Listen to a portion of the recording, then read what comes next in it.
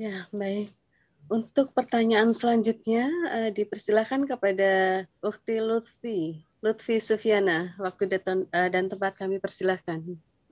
Baik, terima kasih atas waktunya. Assalamualaikum warahmatullahi wabarakatuh. Waalaikumsalam. Mohon izin bertanya, Ustadz. Mungkin tidak berkaitan dengan materi tadi, tapi terkait mungkin kondisi yang saat ini kita hadapi, gitu ya. Jadi ada banyak pertanyaan-pertanyaan yang masuk, gitu ya, terkait dengan masalah vaksin, Ustadz, gitu ya. Jadi kan kita sudah mendapatkan, gitu ya, fatwa dari Majelis Ulama Indonesia tentang halal haramnya vaksin itu, gitu ya, termasuk ada juga pemberitaan yang mengatakan bahwa ada sebagian vaksin yang mengandung babi, tapi karena mungkin berbagai pertimbangan MUI memperbolehkan, gitu ya, untuk memakai hal tersebut. Sementara di pihak lain, gitu ya, banyak atau mungkin beberapa, gitu ya, ustadz, gitu ya, itu memberikan, gitu ya, jawaban yang sebaliknya. Nah, sebagai orang awam di sini, Ustadz, gitu ya, bagaimana sikap kita yang tepat, gitu ya? Apakah kita cukup bisa mempercayakan, gitu ya, fatwa itu kepada MUI, gitu ya, sebagai sebuah lembaga formal yang mungkin bisa dikatakan itu mewakili, gitu ya, ulama seluruh Indonesia, gitu ya, ataukah tetap pendapat-pendapat pribadi, gitu ya, dari masing-masing ustadz, gitu ya, atau ulama, gitu ya, yang mungkin berbeda, gitu ya, dengan fatwa MUI itu juga bisa kita jadikan pertimbangan atau bagaimana, gitu ya, terkait dengan ya kondisi kita yang memang masih minim, gitu ya, dari segi pemahaman agamanya. Itu yang saya tanyakan. Jazakallah sebelumnya atas jawabannya. Assalamualaikum warahmatullahi wabarakatuh. Waalaikumsalam warahmatullahi wabarakatuh. Ya, kalau istilah hadis ini mal mas'ulu anha bi'a'lama minas sa'il, ya. Yang nanya yang ditanya sama aja, ya. Orang-orang awam juga, ya.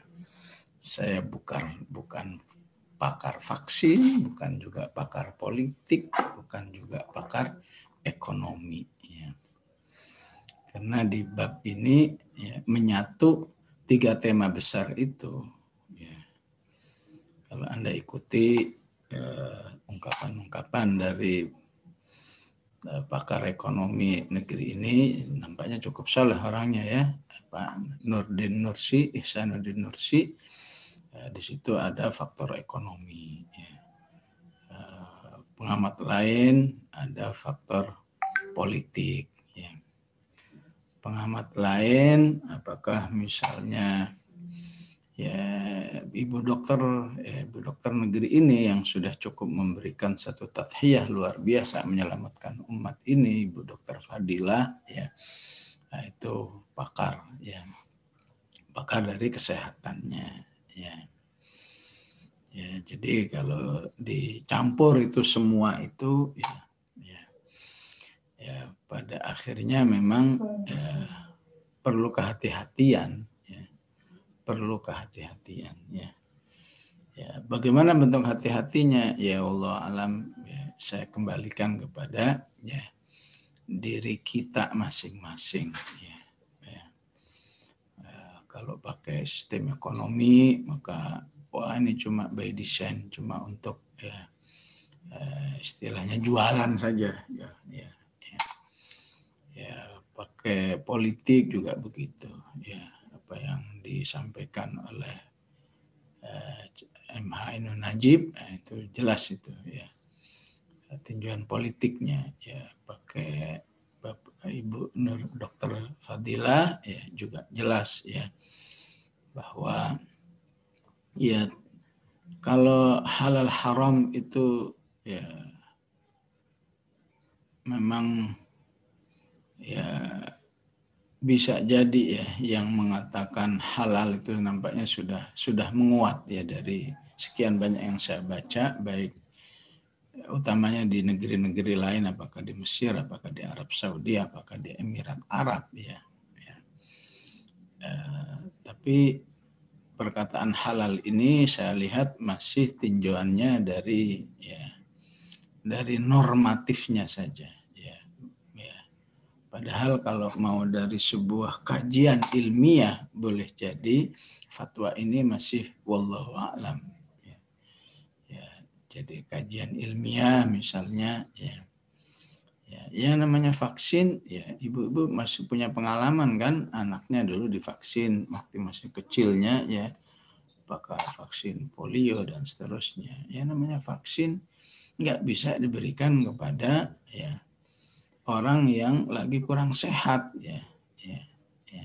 nggak bisa dipaksain anak kecil tuh kalau mau divaksin harus memang dipastikan oleh bidan atau dokternya sehat baru divaksin Tapi kondisi yang ada sekarang pokoknya vaksin ada dipaksain supaya semua vaksin diancam-ancam mau vaksin kok diancam kalau nggak vaksin nanti nggak bisa ngurus KTP nggak bisa ngurus ini ini yang menunjukkan yang wallahu a'lamnya ini kata pakar juga begitu. Di mana-mana namanya vaksin itu harus pandeminya stabil dulu Tapi kalau pandeminya masih bisa berubah ini varian itu gimana bikin vaksin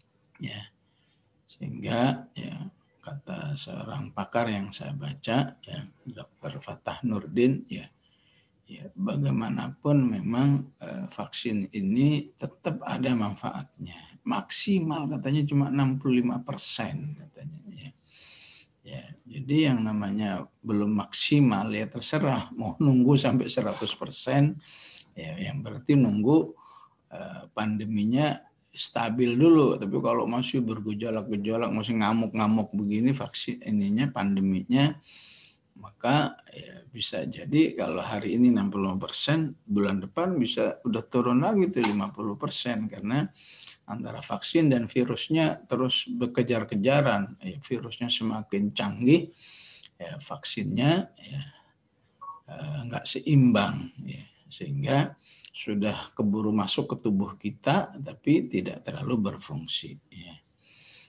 maka seharusnya tinjauan halal ketika berhadapan dengan tinjauan ilmiah seperti ini maka bisa jadi betapapun masalahnya bukan halal dan haram lagi masalahnya sudah kepada la darara wa la dirar apakah vaksin ini justru membawa kebaikan atau justru minimal nggak berdampak apa-apa aja itu menjadi kurang bagus bagi tubuh nggak berdampak apa-apa aja apalagi kalau sampai berdampak macam-macam begitulah keawaman saya jadi saya nggak bisa silakan vaksin silakan jangan vaksin juga nggak bisa begitu cuma jelasin aja apa yang saya dengar, apa yang saya baca. Ibu-ibu mau vaksin ya silahkan, enggak ya silahkan juga terserah Allah alam. Banyak berdoa saja semoga pilihan-pilihannya diberi ketepatan oleh Allah Subhanahu wa taala. Allah alam.